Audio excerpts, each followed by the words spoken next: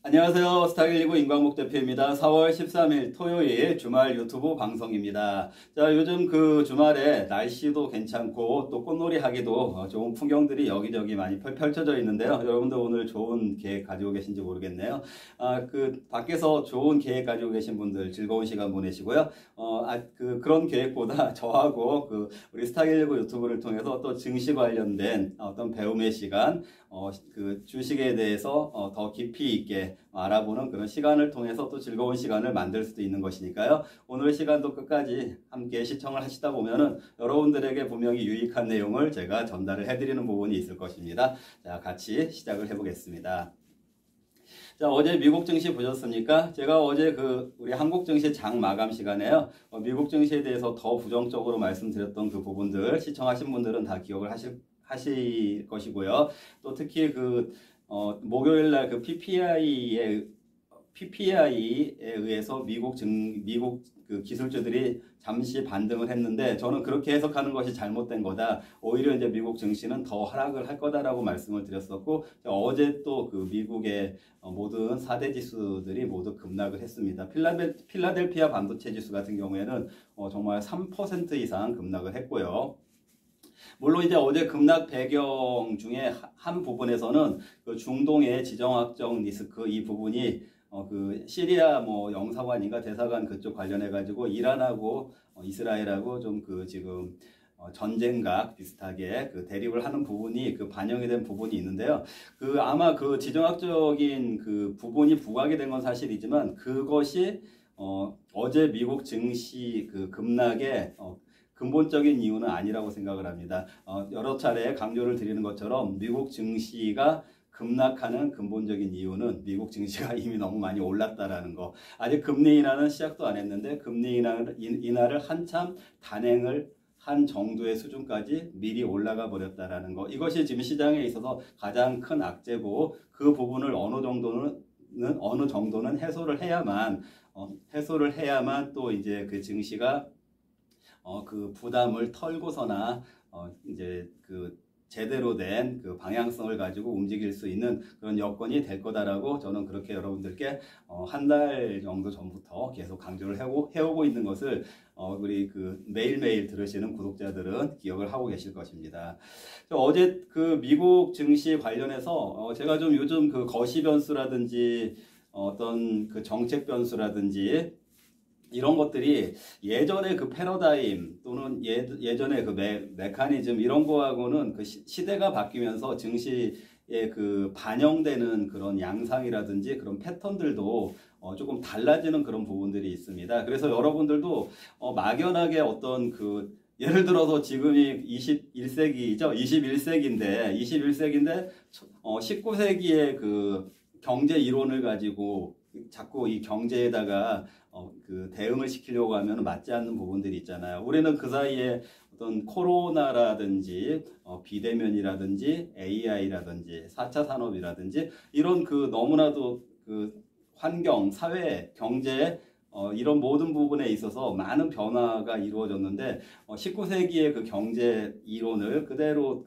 적용을 시키려고 하다 보면은 여러 가지 부작용이나 미스매치가 되는 그런 부분들이 있기 때문에 지금 현재 사회, 현재 경제 현상에서는 어떤 이론들을 적용함에 있어서도 분명히 보정, 제가 가끔 말씀드리죠. 보정을 통해서 보정이 일반적으로 일반화된 보정이 없다고 하면은 본인 스스로 자기가 증시를 하면서 적용을 해보다 보니까 이런 보정을 시켜서 보면은 비교적 잘 맞아 떨어지더라 이런 것들을 수립을 해가지고 활용해 보실 그런 필요가 있고 그런 것들에 대한 훈련을 여러분들도 해보셔야 되고요. 특히 이 방송 들으시는 MZ세대들은 그런 맥락에서 정말 레것이라고 하잖아요. 과거의 것을 그냥 버려야 된다라고 말씀드리는 게 아니고요. 레거시에서 수용을 해야 되는 부분이 있지만 레거시에서 발전을 시켜가지고 여러분들 스스로의 여러 가지 툴들을 개발해보는 그런 것들이 젊은 세대들의 장점이 무엇이겠습니까? 그런 부분에 대한 도전들을 많이 하셨으면 좋겠다라는 그런 생각을 항상 하고 있습니다. 어제 보면은요, 이제 그 이란 뭐 시리아 그 영사관인가 대사관 그 이렇게 뭐 관련해가지고 그 이제 이란하고 이스라엘이 이제 다시 뭐 전쟁각이 지금 그 전쟁각을 이렇게 보이면서 지정학적인 리스크가 고조가 되고 있는데, 근데 이런 부분들 한번 생각을 해보세요. 그런데 생각보다 오히려 어제 유가가 그렇게 급등하지 않았어요. 정말 전쟁각으로 간다고 하면은 유가가 더 기민하게 반응을 해야 되는데, 오히려 유가는 좀 차분한 모습을 보였다라는 그런 부분도 여러분들이 첫 번째 한번 고려를 해보시고, 또 그리고 이제 아무래도 이제 뭐 전쟁 얘기 이런 것들이 나오게 되면은 안전자산 선호심리라는 게 작용을 하잖아요. 안전자산 선호심리라는 게 작용을 하는데, 이제 그러다 보니까 금값은 또 올라갔고, 그리고 안전자산의 대표적인 달러가 또 올라갔고요. 그 달러가 올라가고 또 그 다음에 그 안전자산이라고 할 수 있는 국채가 좀 올라갔습니다. 자, 그런데 이제 여기서 그 위험자산에 들어가는 이제 실제적으로 우리나라에서는 금융자산으로 그 인정도 못 받고 있지만 비트코인 같은 것도 이제 폭락을 했는데, 이제 이런 그 위험자산들 같은 경우에는 또 이제 안전자산하고 이제 반대 포지션에 있으니까 이제 그 폭락을 하는 그런 모습을 이제 보여줬는데, 여기서 이제 한 가지 좀 일반적으로 보이지 않는 부분을 대해서 제가 좀 말씀을 드려보려고 하는데, 아까 좀 전에 국채가 이제 달러나 금처럼 그 안전자산의 성격이 있다고 했잖아요. 그러면 그 국채가 안전자산의 성격이고 그 지정학적인 리스크로 인해서 안전자산 선호 심리가 올라가니까 국채 가격이 올라갔겠죠. 자, 국채 가격이 올라갔다에 반대 동전의 양면처럼 동전의 양면인데 반대로 움직이는 것이 그 금리예요. 금리. 국채 가격이 전쟁 때문에 국채 가격이 올라가다 보니까 오히려 국채 금리가 하락했잖아요. 근데 며칠 전까지만 하더라도 또 미국 국채 금리가 너무 올라가니까 물가가 잘 안 떨어지는 것 같으니까 국채 금리가 올라가니까 또 이제 금리가 너무 이제 고금리가 이게 유지가 될 것 같다 해가지고 이제 증시가 조정을 받고 있었던 그런 모습들이 있고, 또 그걸로 인해서 우리나라 이제 환율이 뭐 1360원, 70원, 80원 이렇게 올라갔잖아요. 그런 부분들이 이렇게 반영이 됐는데, 오히려 지금 보시면은 그 전쟁 얘기가 나오니까 국채 가격이 올라가니까 금리가 떨어지는 그런 오히려 또 긍정적인 신호도 나오고 있습니다. 그래서 이런 것들을 여러분들이 복합적으로 같이 이렇게 보실 필요가 있다라는 것을 말씀을 드리는 거예요. 그래서 뭐 전쟁 때문이다, 뭐 유가 때문이다, 뭐 여러 가지 빌미는 갖다 붙일 수가 있지만, 제가 보기에는 그런 것들은 정말 사이드에서 설명할 수 있는 하나의 변수 영역에 있는 것이고, 근본적으로는 미국 증시가 그동안 너무 가파르게 올랐다. 그렇기 때문에 조정을 받고 있다. 자, 이런 부분인데, 이제 그 조정이 어디까지 조정이 오냐, 이거에 대해서 이제 그 조정 폭이 얼마가 되냐, 이 부분이 좀 그 부분이 이제 여러분들에게 제일 중요한 부분이고, 왜냐면은 미국 증시의 그 조정에 따라서 또 한국 증시가 올라갈 때는 같이 안 올라가더라도 떨어질 때는 같이 떨어지는 경우가 많으니까요. 또 어디까지 하락할까 이런 부분에 대해서 고민도 되고 걱정이 되는 그런 부분이 있으니까, 이제 그 부분에 대해서 좀 여러 가지 이런 시황에 전개되는 상황들을 가지고 우리가 또 예상을 해보고 대응도 해야 되는 이런 부분들인데, 어제 장마감 시장에서 말씀드렸던 것처럼 제가 어제 외국인들 포지션이 하방 공세가 아니라 하방 포지션이다 이렇게 구분해서 말씀드렸잖아요. 그래서 하방 포지션이라는 얘기는 하방 공세가 아직 남아있다 이렇기 때문에 지수가 더 떨어질 것 같다 이런 관점에서 어제 분명히 말씀드렸잖아요. 어제 유튜브 안 보신 분들은 어제 것도 보시고 그 전날 것도 다 보시고, 그러다 보면 여기가 어떤 식으로 이렇게 계속해가지고 매일매일 업데이트를 해오고 있구나, 이게 이제 확인이 되실 거예요. 자, 그런데 이제 뭐 어쨌든 그런 상황에서 이제 미국 증시가 뭐 전쟁이 이유가 됐던 미국 증시의 금리 이런 부분들이, 금리나 지연 이런 부분들이 이유가 됐건, 어쨌든 어제 이제 미국 증시의 4대 지수가 모두 급락을 했으니까 그 부분이 월요일 날 한국 증시에 반영이 되지 않겠습니까? 그래서 이제 하방 공세라는 것이 아마도 나올 것이다. 그러면 이제 그 저점을 어디에서 끝날 것인가? 이거는 제가 어디까지 뭐 1640까지 떨어질 것입니다. 제가 물론 1680까지는 무조건 가야 된다라고 말씀드렸었죠. 그거는 이제 포지션 분석에 의해서 예측이 가능했기 때문에 말씀드린 것이고, 이제 아직 하방 공세가 아직 시작이 안 됐는데 다음 주 월요일 날 하방 공세가 시작이 됐을 때 그게 이제 어떻게 전개가 되고 어디에서 그 하방 공세가 끝나고 조정이 마무리될 것인가, 이거는 그 하방 공세의 강도, 결국에는 그 하방 공세의 사용되는 외국인들의 여러 가지 수급들, 이걸 분석을 해야 되는 거니까, 지금 뭐 그게 1640이 될 것입니다, 아니면 1600 이하가 될 것입니다, 이렇게 예단을 드리기보다는 그 시장이 전개되는 모습을 보면서 제가 이제 또 짚어드릴 것이니까, 여러분들이 이제 월요일 날도 그렇고 화요일 날도 그렇고 계속해서 저희 유튜브를 그래서 이제 그 시청을 하시면 좋을 것입니다. 자, 그리고 제가 이제 오늘 보니까 아침에 일어나서 보니까 어제 뭐 밤 11시 넘어가지고 저한테 문자를 남겨놓으신 분이 계시더라고요. 조금 상식적이진 않죠. 아무리 제가 상담 문자라고 하더라도 너무 늦은 시간에 그렇게 문자를 남겨놓으시는 거는 이왕이면은 장중 아니면은 밤 9시 이전에 저녁 시간 이런 시간까지는 그런 문자가 들어와도 괜찮지만 너무 늦은 시간에 문자를 남겨놓으시는 거는 조금 예의에 맞지 않는 것 같고요.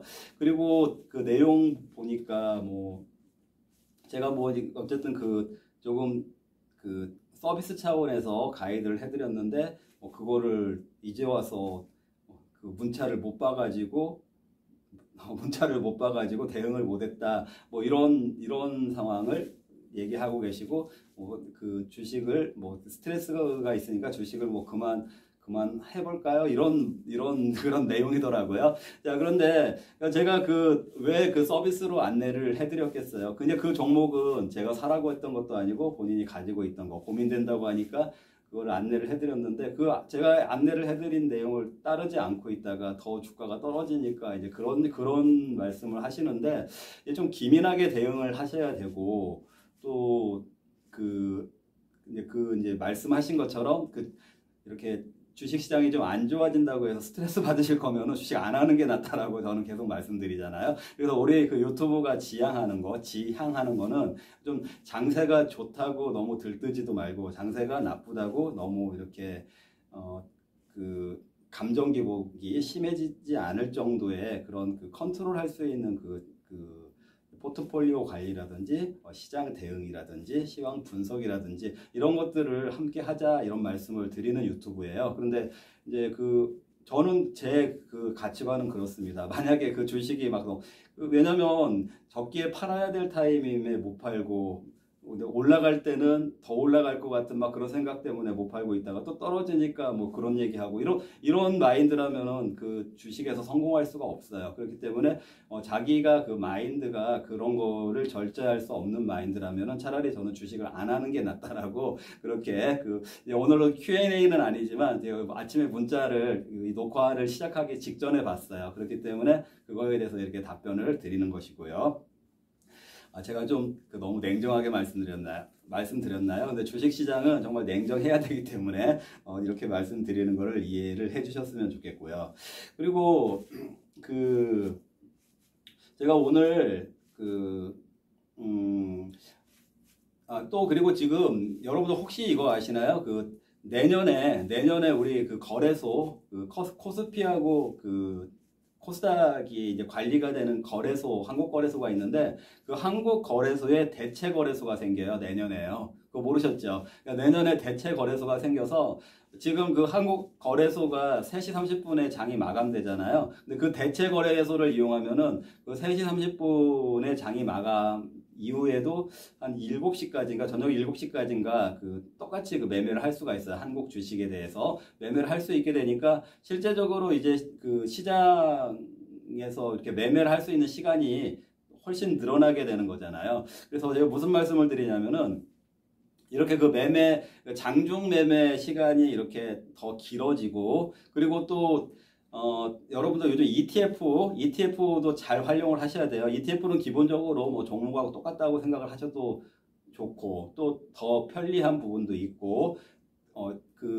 이제 여러 가지 장점이 있는데, 예를 들어서 제가 며칠 전에 그 시험 방송에서 그 프랑스의 시가총액 1위 기업이 어딘지 아냐고 말씀드리면서 누이비통, 그 헤네시라고 말씀드렸었잖아요. 그리고 에르메스 이런 데들은 매출도 좋고 주가도 많이 올랐다 이렇게 말씀드렸잖아요. 그러니까 우리나라 그 상장돼 있는 ETF 중에 그런 명품 주가 주식애들만 투자하는 ETF들도 있어요. 그러니까 지금 굉장히 여러분들이 잘 몰라서 그렇지 그 활용할 수 있는 ETF들이 굉장히 많이 있거든요. 그럼 제가 왜 이 말씀을 드리냐면은 설령 요 사이 며칠처럼 이 주가가 안 좋다고 하더라도 그때 충분히 수익이 될 수 있는 ETF들이 많이 있다라는 거예요. 무슨 말씀인지 아시겠죠? 그러니까 제가 지금 다시 한번 강조를 드리고 싶은 것은 거래 시간도 더 넓어지게 되고 이렇게 주식이 좋든 안 좋든 활용할 수 있는 주식과 ETF 상품이 충분히 있기 때문에 장이 좋든 안 좋든 꾸준하게 수익 낼 수 있는 그 구조가 가능하다라는 거예요. 그러니까 저는 제가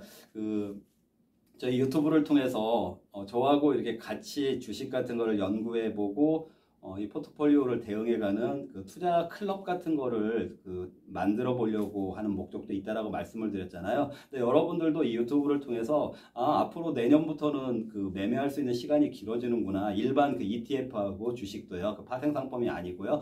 길어지는구나 이 부분하고 ETF가 정말 세분화가 잘 돼 있어서 시장이 안 좋다고 하더라도 수익 날 수 있는 ETF들이 많이 있구나. 이런 것들을 연구를 그 투자 클럽에서 계속 꾸준하게 해서 그 포트폴리오를 그 관리를 한다면은 그 직업으로서 그러니까 직업으로서 투자자, 직업으로서 투자 행위를 이제 예를 들어서 은퇴하시고 투자를 할 수도 있잖아요. 젊으신 분들은 직장 생활 하셔야 되고, 근데 지금 이제 그 전업이라든지 뭐 은퇴 이후에 투자 이런 그 라이프를 계획하고 계신 분들은 그런 그 저의 모임을 잘 활용을 하시면 좋을 것 같다라는 그런 제가 그 의견을 드리는 것입니다. 그럼 내년에 그게 생겼을 때 뚝 하고 시작하는 것이 아니잖아요. 그렇게 할 수 있는 것이 아니잖아요. 그러니까 지금부터 유튜브하고 저하고 좀 소통 관계, 이 네트워크를 좀 구축을 하셔가지고, 그런 그 변화가 오는 이제 그 시간, 매매 시간, 그리고 ETF, 이 세분화, 이런 것들에 대해서 이제 변화가 오는 것들을 미리 같이 준비를 해서 대책을 만들으셔가지고, 이제 그렇게 뭐 지금 2024년도에 준비를 해서 앞으로 그런 그 환경에서 계속해가지고 여러분들이 안정적으로 어떤 경제 생활을 해나갈 수 있도록 그런 토대가 될 수 있다 이거를 말씀드리니까 여러분들 부끄러워서 저한테 연락 안 하시나요? 자주 연락을 해주시고 문자 같은 걸로 문의도 자주 해주시면 좋을 것 같습니다. 그리고 저는 그냥 그렇게 생각해요. 그런 분들 있잖아요. 뭐 그냥 자기 하고 싶은 말만 하는 분들 있죠. 저 그런 분들 별로 안 좋아하거든요. 그런 분들은 자기 필요 그런 얘기만 하지 마시고 자기 필요한 상황에서만 뭐 얘기하셨다가 뭐 또 물어보는 거에 대해서는 대답도 안 하고 이런 거는 정말 기본이 안 돼 있다고 생각을 하거든요.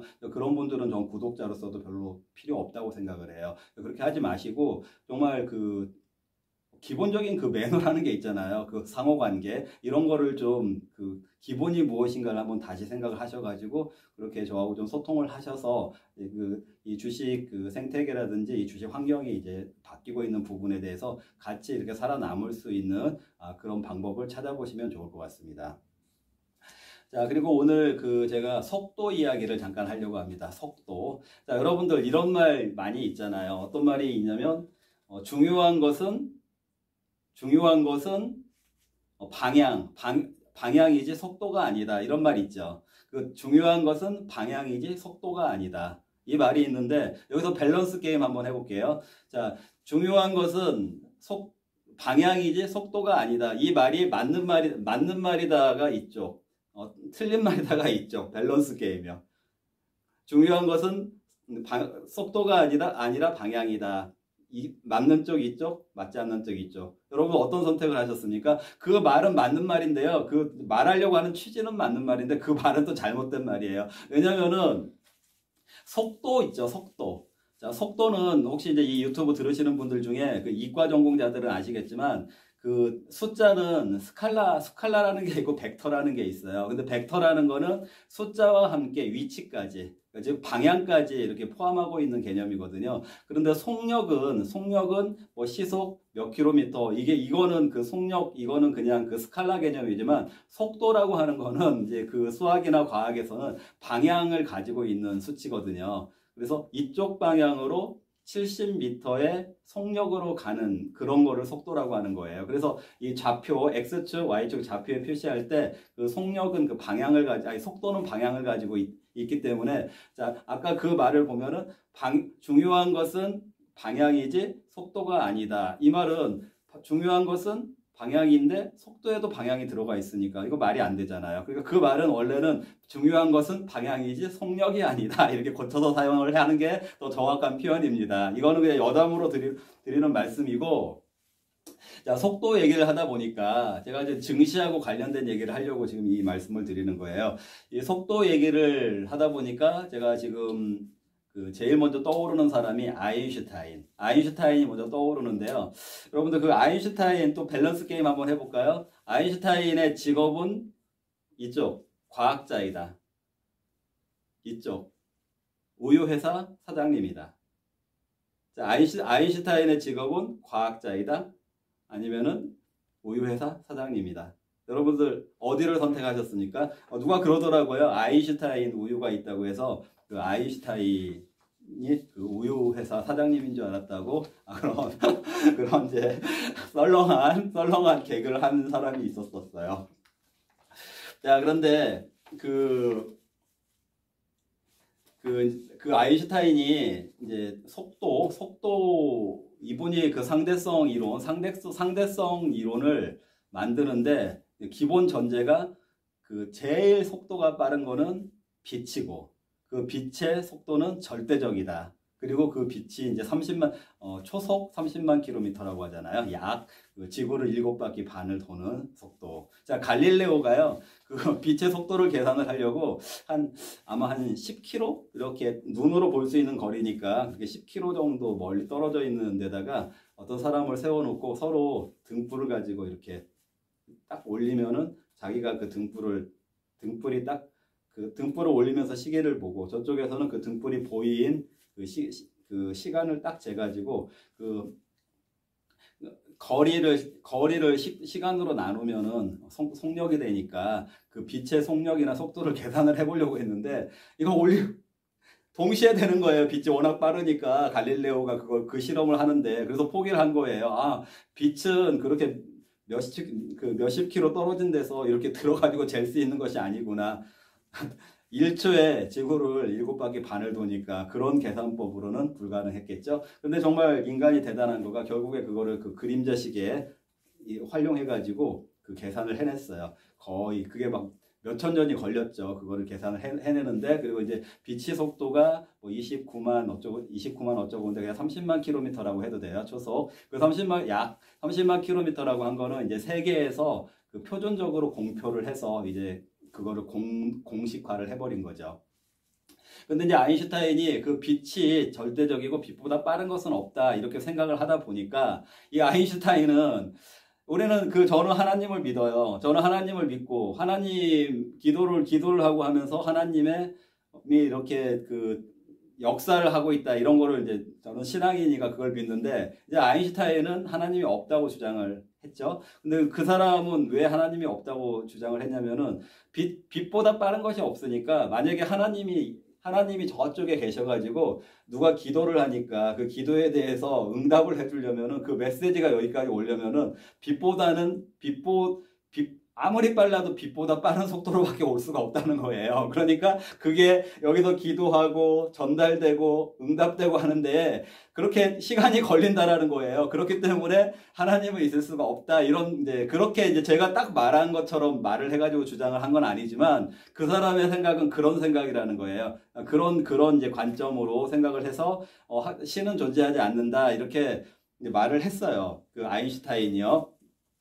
자, 이제 어쨌든 그런 그 절대성을 가지고 상대성 이론 이런 것까지 만들어내는 거는 굉장히 훌륭한 업적이 있는 거는 굉장히 저도 대단한 그 업적이라고 인정을 하고요. 자, 그런데 이게 이렇게 이런 사회, 이런 그 눈으로 볼 수 있는 세계가 아니라 그 원자, 분자, 원자를 자르니까 뭐 원자, 핵, 전자, 뭐 양성자 이렇게 더 들어가게 됐잖아요. 이렇게 들어가게 된 세계를 그 양자 세계라고 한다고 했잖아요. 퀀텀 세계. 퀀텀 세계를 들어가 보니까 그렇게 그 아까 그 정보라든지 뭐가 이동하는 빛보다 빛이 제일 빠른 그거가 적용이 안 되는 거예요.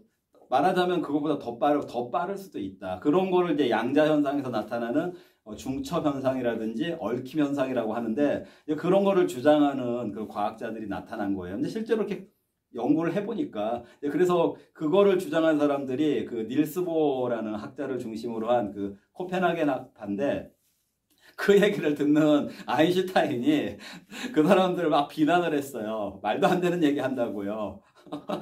아인슈타인이 그 그 코펜하겐 학파를 아까 말한 것처럼 그렇게 오려면은 그 빛의 속도보다 빠르게 움직일 수가 없는데 그게 말이 되냐? 어떻게 그 얽힘 현상이라는 거는 여기에 이런 현상이 일어나면 저만큼 떨어져 있으면 이게 동시에 딱 이렇게 일어난다는 얘기인데 나 여기서 이게 확인돼가지고 정보가 여기까지 전달되는데 그 시간이 걸릴 텐데 어떻게 그런 현상이 일어나냐 이런 주장으로 이제 그 코펜하겐 학파를 그 아인슈타인은 비난을 했어요. 근데 아인슈타인 쪽에서 이렇게 같이 비난을 한 사람들이 포돌스키라는 사람이 있고 그 다음에 로젠이라는 사람이 있어요. 그래서 아인슈타인의 E, 그다음에 포돌스키의 P, 로젠의 그 R을 따가지고 EPR 역설이라고 해서 그 코펜하겐 학파를 계속 공격을 했는데 이제 다 그 코펜하겐 학파도 그 다 죽고 아인슈타인도 이제 죽고 이 뒤에 그런 걸 가지고 이렇게 이거를 양쪽에서 싸우니까 그럼 이걸 증명을 하려면은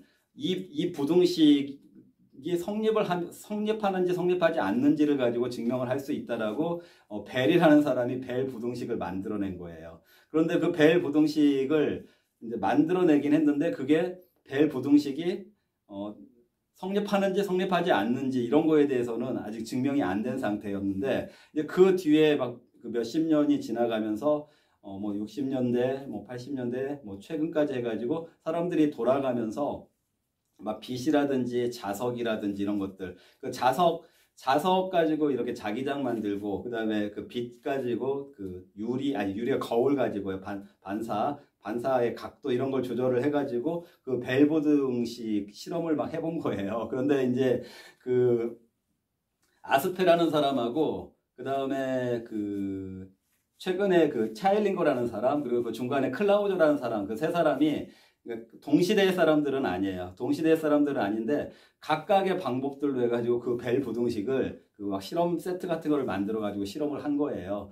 해봤어요. 자기들 나름대로 했는데 그 벨 부등식에 위배가 되는 거예요. 그 벨 부등식에 위배가 된다는 얘기는 아까 그 코펜하겐 학파 얘기가 맞는 거예요. 퀀텀 세계에서는 정말 아인슈타인이 생각한 것처럼 그 막 빛의 속도로 그게 적용이 되지 않는 거예요. 그 퀀텀 세계에서는. 그래서 그거를 이용해가지고 양자 컴퓨터 같은 걸 만들자 막 이런 시도가 된 거고, 그 벨보등식이 성립하지 않으니까 그 양자에서는 다른 현상들이 있다라는 거가 증명이 됐다라는 그런 공로로 해서 그 아스페하고 차일링거하고 클라우저 이 세 사람이 공동으로 해서 작년 말고 그 전해에 그 노벨상을 공동 수상했거든요. 막 그러면서 지금 양자 이런 게 이제 붐이 일어나는 건데, 제가 지금 이거는 이제 여러분들도 배경 지식으로 알아두시면 좋을 것 같아서 또 책 같은 거라든지 보시면은 좀 어렵고 설명이 잘 어려우니까 제가 좀 간단하게 이제 설명을 드렸어요. 이제 물론 이제 그 제가 쓴 책에 보시면은 그런 내용들이 있어요. 그 책을 이제 보셔도 좋고요. 그런데 그 이제 그 속도 이야기 하다가 이렇게 됐는데, 저는 이제 무슨 말씀을 드리고 싶은 거냐면은, 이제 미국 증시가 많이 올랐잖아요. 미국 증시가 많이 올랐는데 제가 뭐 너무 올라가 있으니까 이제 그거가 더 올라가게 하려면은 속도가 필요했다는 얘기를 말씀드리고 싶은 거예요. 자, 거기에서 올라가게 하려면은 마치 조정을 받을 수 없을 만큼 더 올라가게 하려면은 이제 속도로 밀어붙였어야 된다라는 거죠. 그 속도로 밀어붙이는 뭐의 속도를 얘기하냐면은 금리 인하 속도. 자, 금리 인하를 막 그동안에 빅스텝, 자이언트 스텝으로 해가지고 계속 해가지고 금리를 올려놨으니까 이제 주가가 많이 올랐지만 속도를 보여주는 거예요. 금리 인하 속도. 낮추는 속도를 계속 보여주면은 올라왔지만 주가가 조정을 받지 않고 더 올라갔을 거예요. 그래서 저는 혹시라도 그 3월달 아니면 6월달에 그런 금리 인하가 속도를 내 가지고 미국 증시 너무 올라버린 미국 증시를 떠받쳐 줄 수 있는 그런 효과가 금리 인하 쪽에서 나올 수 있지 않을까 이렇게 기대를 했었는데 이제 그 부분이 좌절이 된 거잖아요. 왜냐하면은 미국 주가가 너무 올라버리니까 물가가 안 떨어진다라고 제가 그 말씀드렸잖아요. 그래서 지금 불가피하게 조정은 불가피해졌다. 이거를 말씀을 드리는 거고, 근데 우리가 필요한 순간에서의 금리 인하 속도가 필요했는데 금리 인하 속도가 이제 발생하지 않았기 때문에 조정이 불가피하게 됐다. 자, 그러면 이제 우리 어느 순간에 이제 조정이 멈출 것인지 아니면은 혹시라도 어떤 사람들은 그러면 추세 하락으로 떨어지는 건가요? 이렇게 이제 생각하시는 분들도 계시는데 그렇지는 않을 거예요. 추세 하락으로 가진 않고 다시 말씀드릴게요. 추세 하락으로 가지 않고 그 조정폭을 지금 예단할 수는 없지만 어느 정도의 조정이 끝나면은 이제 금리 인하는 분명히 할 거예요. 일각에서 금리 인하를 안 할 수도 있다. 이렇게 저번에 그 JP 모건 그쪽 바이든이 아니라 그 회장님 갑자기 다이든인가요? 다이슨님 그 회장님이 이렇게 얘기했잖아요. 자기들은 두 가지 플랜 B도 갖고 있다. 금리가 8%까지 올라가는. 그렇게 일각에서는 보는 것도 있지만 그렇게 되지는 않고 금리 인하는 하긴 할 거예요. 제가 이제 그 근거를 왜 이제 금리 인하를 하긴 할 거다라고 말씀을 드리냐면은 작년 잠깐 기억을 해보시면 돼요. 작년에 여러분들 거기 어디죠? 실리콘밸리에 이제 은행이 있었잖아요. 실리콘밸리 쪽에 은행이 있었잖아요. 그리고 또 하나 은행이 실버게이트라는 은행도 있어요. 두 은행이 파산하고 지방은행이었는데 미국에서 파산하고 이런 일이 벌어졌잖아요. 자, 그때 파산한 이유가 뭐였냐면은 금리가 너무 올라가니까 그동안에 올라갔으니까 벤처 기업이라든지 스타트업 기업들한테 주로 대출을 해주는 그런 은행이었는데 조달 능력이 없고 금융 비용을 감당을 못 해가지고 연체 같은 게 발생하니까 은행 자체가 파산을 하게 되는 그런 부분이었잖아요. 그러니까 지금 현재 미국의 금리 수준이 그 수준을 유지하면은 그런 식으로 파산이라든지 경제 침체 요인이 되긴 할 거예요. 그렇기 때문에 금리 인하를 곧 하긴 해요. 그러니까 뭐 지금은 올해 하니 안 하니 이런 이제 의견이 조금 분분하긴 하지만 지금 그게 이제 6월달 이게 후퇴하긴 했지만 올해 안에 금리 인하를 하긴 할 거예요. 그런데 다시 말씀드리지만 하긴 하는데 미국 증시를 일단 조정시켜 놓고 할 거다. 무슨 말씀인지 아시겠죠? 그러니까 금리 인하까지 없어서 다시 추세 하락 장세, 기나긴 추세 하락의 터널로 들어가는 거 아니냐, 이거는 걱정하실 필요는 없어요. 그러니까 일정 폭의 조정이 있겠지만 그게 이제 어느 정도 조정으로 인해서 미국 증시에 너무 가파른 상승이 좀 이렇게 완화가 되면은 금리 인하가 시작이 되면서 다시 주가는 올라가는 형태로 갈 거다, 이렇게 생각을 하시면 될 것 같아요. 자, 그런데 이제 문제는 가지고 계신 종목들이 조정 장세에서 얼마나 더 떨어지냐, 이런 부분들은 또 별개의 문제니까 여러분들 포트폴리오 그리고 제가 죄송합니다. 물 한 잔 마시고 할게요. 그리고 이제 아까 ETF 같은 거 잘 돼 있다고 했잖아요. 그리고 조금 자금력이 있으신 분들은 제가 조정 얘기를 계속 강조했을 때 인버스도 지금 레버리지처럼 곱하기 2가 많이 있잖아요. 인버스 곱하기 2 하면은 지금 지수가 한 3~4% 하락하면 수익률 짭짤하거든요. 인버스 투자만 해라 이런 말씀 드리는 게 아니라 기존 종목들이 이렇게 조정 구간에서는 가격이 떨어질 가능성이 아무래도 높잖아요. 그러면 인버스 가지고 보완을 해놓으면 거기에서 수익 플러스 난 거를 나중에 주식 떨어진 상태에서 추매를 한다라든지 이런 전술 구사가 가능하잖아요. 이런 것들을 좀 잘 활용하셔야 돼요. 근데 여러분들도 막상 이론적으로는 그게 맞겠구나 이렇게 생각이 들지만 이 유튜브만 보시면서는 다 맞는 말인 것 같은데 하면서도 실제적으로 해보려면 쉽지가 않잖아요. 그러니까 저한테 연락을 하셔가지고 상담을 받으시면서 좀 그렇게 해보셔라 그런 말씀을 드리는 거예요. 저희 투자 클럽 같은 거를 미리 신청하셔가지고 같이 가입을 하셔가지고 그렇게 대응을 하셔라. 그러면 여러분들이 생각하는 것보다 훨씬 그 조정장 또는 하락장에서도 관리가 잘 되거든요. 저 항상 말씀드렸잖아요. 시장 좋을 때는 누구나 할 수 있는 거라고요. 조정장, 하락장에서 정말 제일 중요한 거 어디까지 하락할 건지, 시장이 붕괴되지 않을 건지 이런 거에 대해서 분석하는 것도 중요하고, 그럼 그런 걸 전제로 했을 때 포트폴리오를 어떻게 좀 보완을 해놓으면은 손실을 줄일 수도 있고 수익을 낼 수도 있고 또 나아가서는 위기를 기회로도 만들 수 있고 이런 것들을 같이 해보자 이런 말씀을 드리는 거예요. 자, 아까 이제 속도 이야기 했으니까 제가 속도 관점에서 그 어떤 종목 하나의 그 얘기를 좀 해보려고 하는데, 그 네이버라는 종목이요. 이제 네이버라는 종목도 저도 이제 그 몇 차례 포트폴리오 상으로 수익도 두세 번 내드렸고, 또 지금 이제 그 네이버가 지금 주가가 20만 원 아래로 이렇게 밀려버리는 그런 상황이 왜 그렇게 됐는지도 설명을 드린 바가 있고요. 또 이번에 보니까 이건 이제 최근 얘기예요. 제가 오늘이었나 어제였나 그 기사에서 본 내용인데, 이번에 삼성전자가 그 83,000원, 4,000원, 5,000원, 6,000원 이렇게 올라갔었잖아요. 거기에서 이제 거기에서 탈출한 개미들이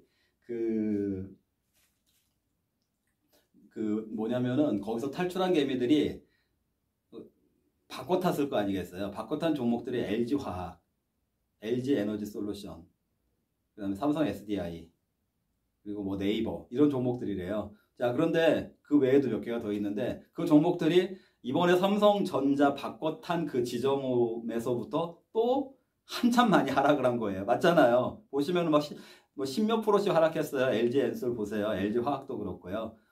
네이버는 오히려 조금 올랐지만, 그러면 그 삼성 SDI 46만 원까지 갔다가 지금 40만 원. 그래 얼마가 빠진 거예요? 15% 이상 빠졌잖아요. 근데 그런 종목들의 공통점 뭐가 있나요? 여러분들 제 유튜브 안 보셨어요? 뭐가 있는지 모르세요?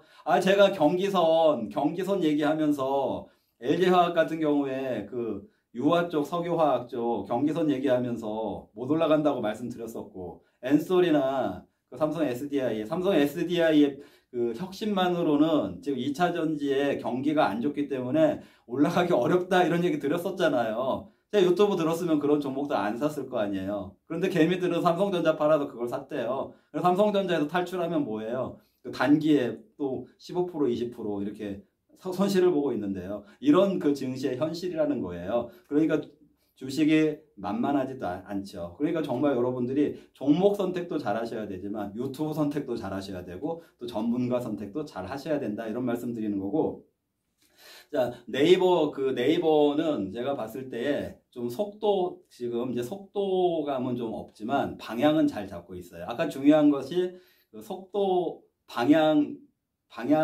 속도가 중요한 게 아니고 방향이 중요한 거라고 했잖아요. 그거를 조금 저는 속력이 중요한 게 아니고 방향이 중요한 거다 이렇게 고쳐서 말하는 게 더 정확한 표현이다라고 말씀을 드렸는데, 네이버가 지금 뭐 어쨌든 그 개인들이 너무 선호를 해서 그 물량 수급적으로 이렇게 주가가 좀 무거워서 움직이지 못하고 있는 부분은 있는지 모르겠지만 전 네이버가 방향 설정은 잘한 것 같아요. 그래서 그 방향에 대해서 네이버가 속도는 조금 떨어지고 있지만 방향 설정은 잘했으니까 한번 믿어볼 필요가 있지 않을까. 그러니까 단기 승부 말고요. 조금 중장기로 보더라도 한번 그 믿어볼 구석이 있지 않을까. 이 부분을 이제 그 설명을 한번 드려볼게요.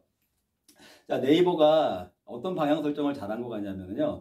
일단 그 챗GPT라든지 그러니까 오픈 AI죠. 라든지 아니면은 그 메타의 라마, 그리고 구글에서 또 AI 갖고 있잖아요. 그런 것들이 이제 생성형 AI예요. 생성형 AI인데 그 네이버도 그 자체 생성형 AI를 개발을 했잖아요. 그 하이퍼클로버 X라고 해가지고요. 자, 그게 이제 방향을 잘 잡았다라고 생각을 하는데, 예를 들어서 그 카카오 같은 경우에 뭐 그 파라미터 뭐 한 60개 정도인가 60억 개 정도밖에 안 되는 그런 거는 오픈 AI에서 개발을 해놓은 그 GPT 기반으로 해서 그걸 응용해가지고 그냥 카카오가 할 만한 범위 내에서 자기들의 그냥 AI 소프트웨어를 만들어 놓은 거예요. 근데 그 네이버가 만든 거는 그런 차원이 아니고 그 말하자면은 거의 뭐 예를 들어서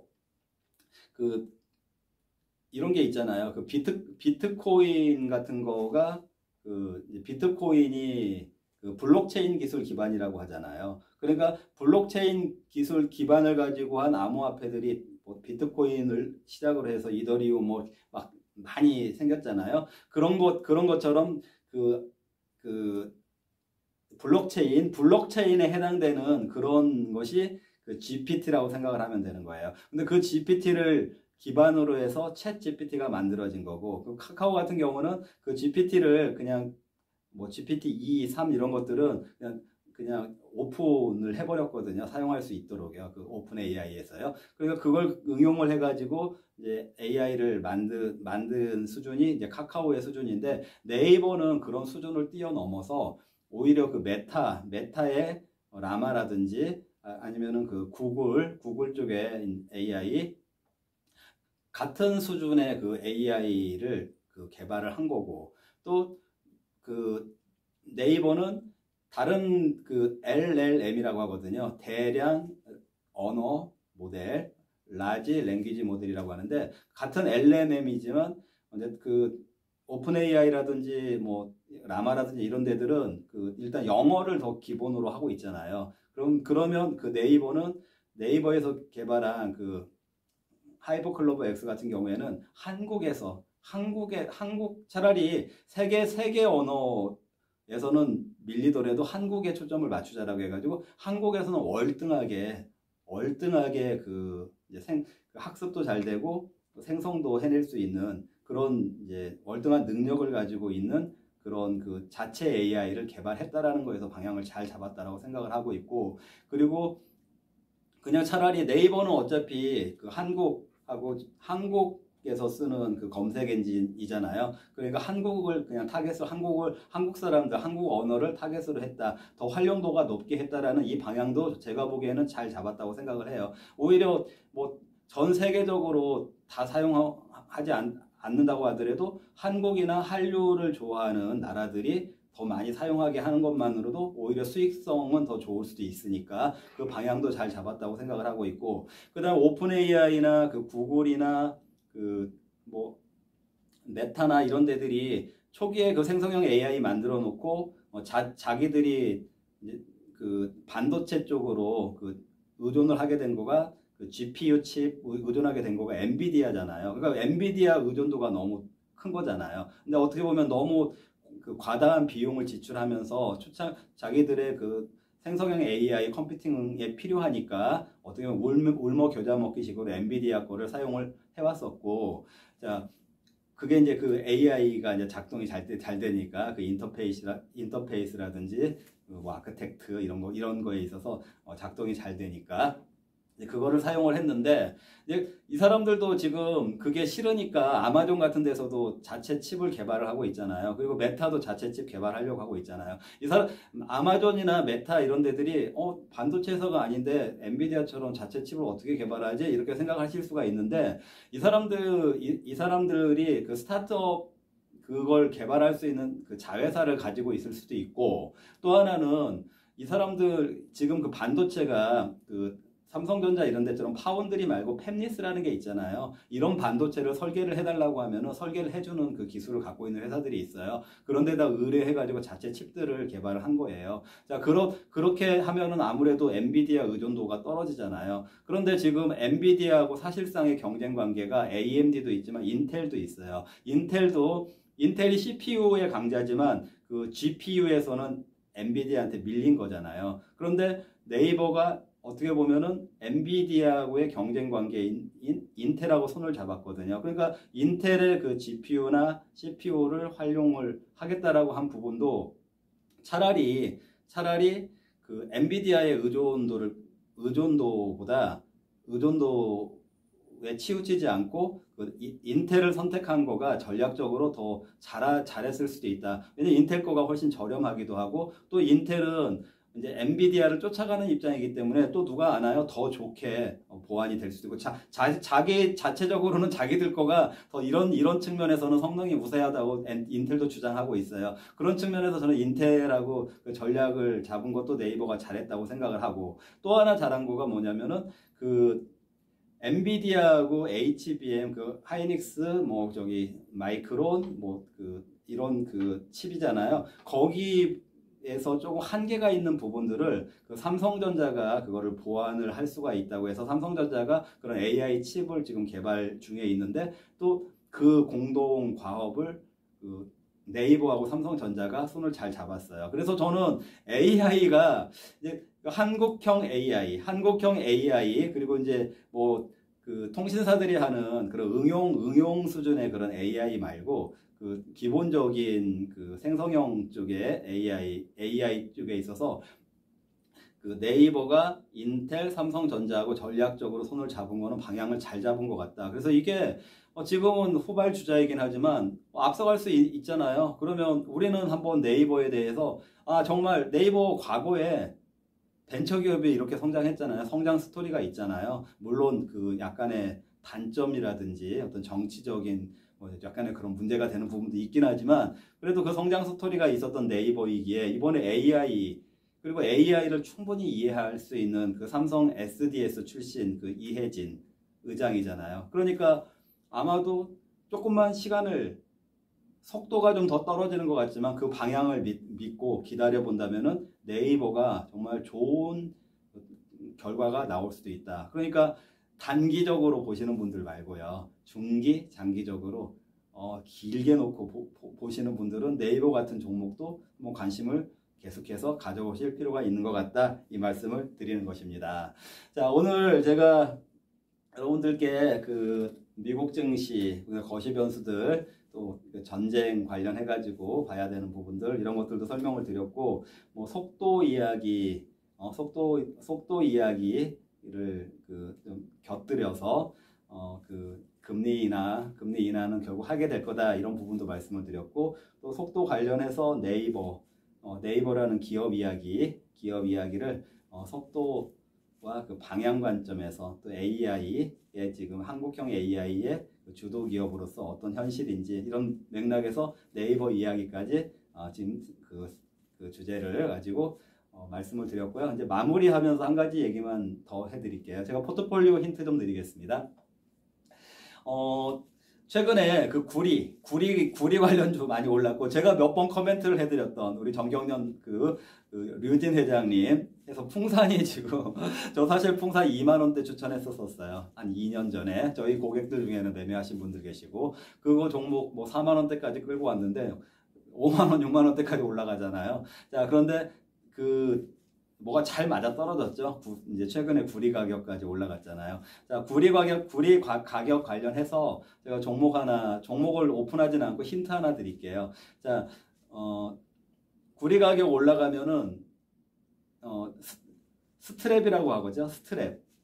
그 구리도 제가 여기서 좀 얘기가 잠깐 더 길어질 수 있는데 비하인드 스토리 하나 그 전경련 비하인드 스토리도 하나 곁들여서 말씀드릴게요. 전경련이 제가 다닐 때만 하더라도 여의도에 그 20층 건물이었어요. 물론 그 당시에도 20층 건물은 최고의 고층 건물이었지만 지금은 이제 완전히 랜드마크들이 몇 개가 생겼잖아요. 더 뭐 60층 그런 이제 고층 건물들이 생겼는데 그렇게 60층 가까이 건물로 바뀌는 과정에서 있었던 비하인드 스토리인데요. 그 20층일 때 그 빌딩을 1980년도에 정주영 회장님 그 체제에서 100억을 주고 그 건물 100억을 주고 그 빌딩을 지었어요. 그런데 이제 그거를 파괴하고 새로 뭐 50몇 층이죠. 이제 그 고층으로 올릴 때에 그 건물을 이제 파괴공법 같은 걸 쓰잖아요. 아니면 뭐 비파괴공법도 쓰고요. 이렇게 해가지고 붕괴를 시키고 나니까 거기에서 나온 고철 가격이 거의 20억이었어요. 아마 20억대였어요. 20억대.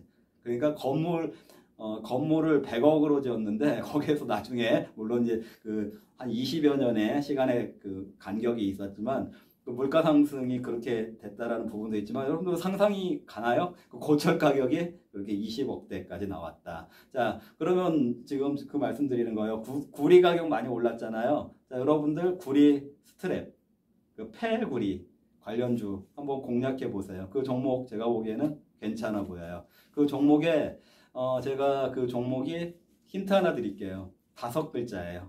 그 종목 이름은 5글자고 그다음에 이응이 초성의 이응이 2개가 들어가네요. 초성의 이응이 2개가 들어가네요. 그 종목 한번 찾아가지고 매매해 보시면은 좋은 결과가 있을 것 같다라는 그런 힌트 한번 드려보겠습니다. 자, 주말 잘 보내시고요. 오늘 그 내용이 유익하셨다고 생각을 하시고 재미있다고 생각을 하셨고 또 우리 이렇게 계속해서 이 방송이 진행이 되면 좋겠다 이렇게 생각하시는 분들은 구독 안 하신 분들 구독 눌러주시고 또 이 유튜브를 모르시는 분들에게 추천도 좀 부탁을 드리겠습니다. 그리고 내용에 대해서도 좋아요라고 반응을 해주시면 감사하겠습니다. 자, 주말 잘 보내시고요. 다음 주 월요일날 또 시장을 분석하면서 인사를 드리도록 하겠습니다. 감사합니다.